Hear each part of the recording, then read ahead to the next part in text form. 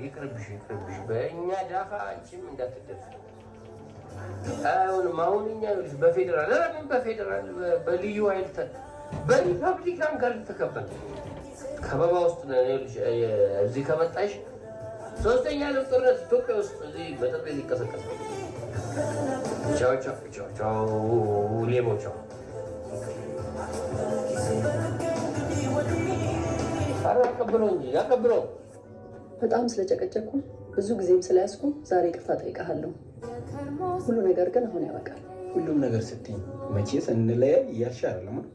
ልክ ነህ፣ እንለያይ እያልኩ ነው። እዚህ አታደርጊውም። ተናግረን መፍታት የምንችለውን ጉዳይ ተነጋግረን ብንፈታው ኖሮ 3 ዓመት በጣም በቂ ጊዜ ነበረ። ሰላም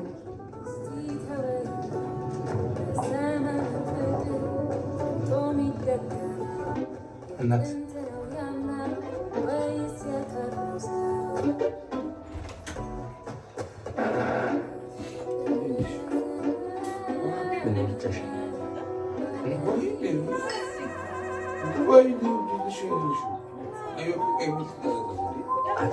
ደግሞ ባለትዳር ነሽ? ዶክተር ካልሆነ ለምን አልተዋትም?